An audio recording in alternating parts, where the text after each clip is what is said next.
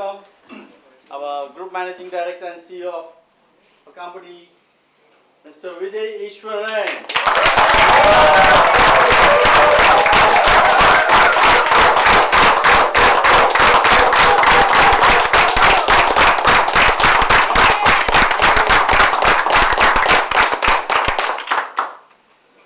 Good. Much even smaller group. And some familiar faces. Very good. So today we're going to talk about something called pushing through. What's the title? Moments of doubt. Pushing through moments of doubt. Let's get down to work, shall we? My third training today, so the energy levels are coming down, so you'll have to help push it up again. Huh? Now, when do moments of doubt come to us? And things don't move.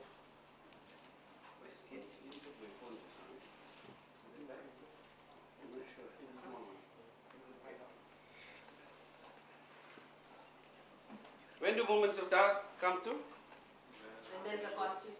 Conflict. Any more? Anything else? Come on, we are a small group, we get into it. Lack of belief. Lack of belief. Challenges. Challenges. Okay. When we question our actions. When we question our actions. Yeah, but I don't believe in myself. Believe in yourself. Okay. So, is it from outside or is it from inside? Mostly Inside. from inside. Mostly. See, essentially, we get assailed by pressures outside. But the moments of doubt are created within. If we don't deal with it within, then we cannot deal with it without. Ultimately, moments of doubt are basically even transferred. They are like a disease. So if you are a leader and you are in doubt, what happens?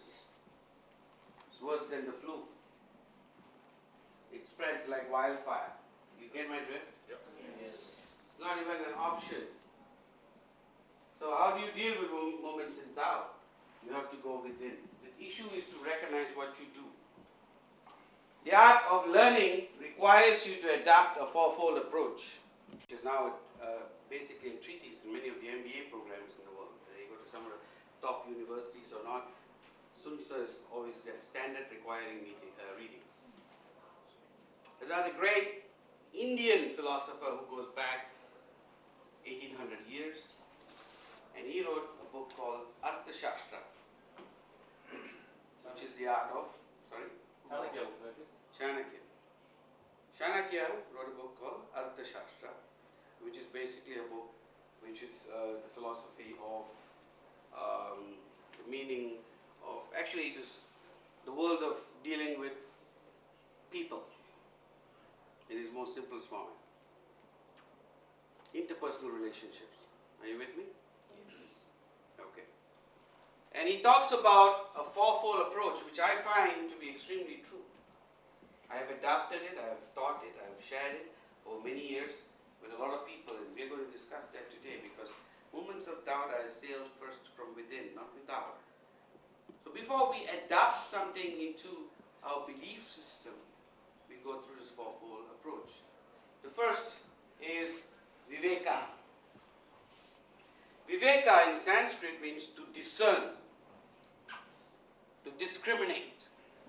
Are you with me? Yes. To discern or to discriminate. Hence, before you start, you ask the questions. What is this? Do I like this? Do I have any issues with this? Is this something that I want to learn? I want to acquire? I want to share? Are you with me? And you have to discern. And you have to discern very fairly. Not based on color, caste, creed, culture, parameters have to be removed from the act of discernment. So Viveka is, first of all, the open mind.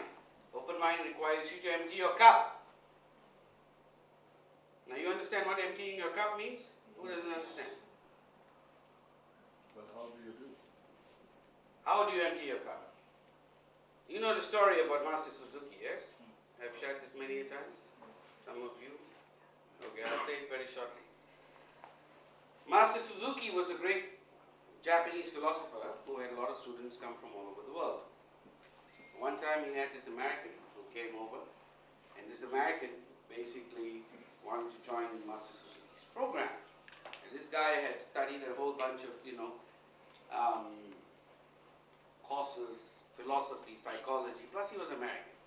So he already felt he knew everything. Are you with me? Yeah. Yes. But Master Suzuki was very famous, so he felt I should learn something from him. Are you with me? Yes. So he came along and he studied. And basically it starts off first, he was very annoyed because you start from the bottom of the rank, wherever you come in.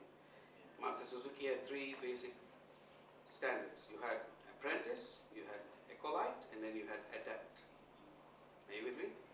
So when you come in as an apprentice, you sweep the temple floor, you clean the dishes, you break the leaves, and all that stuff.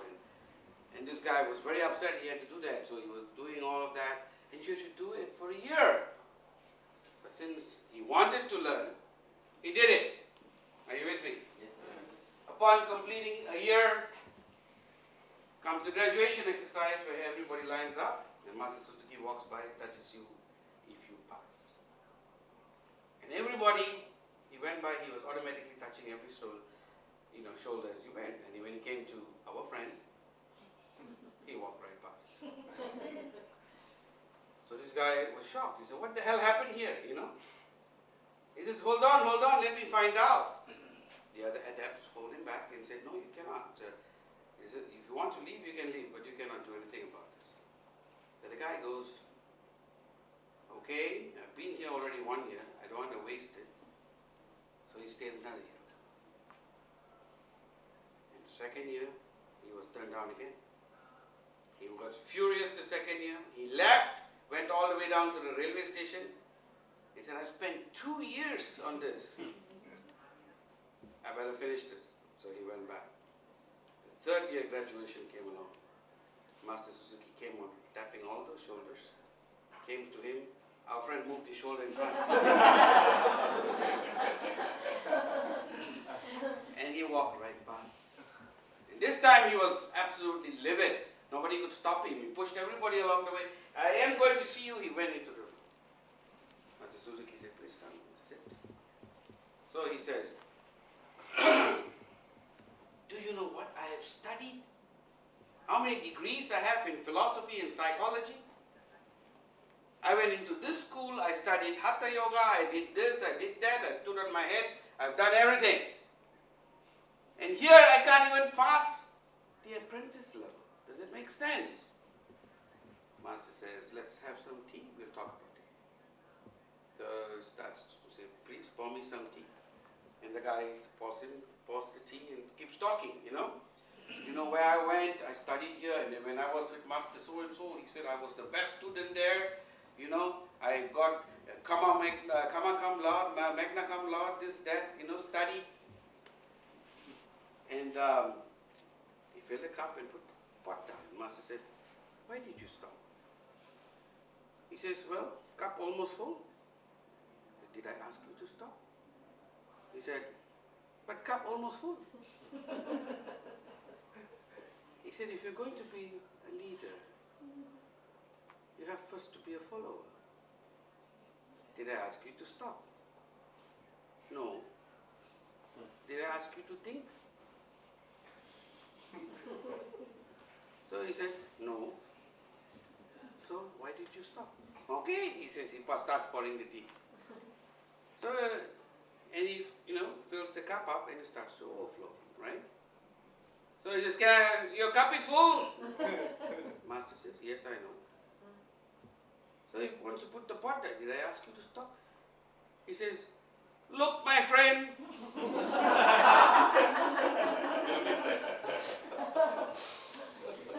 Or he can be very Indian. Look, my friend,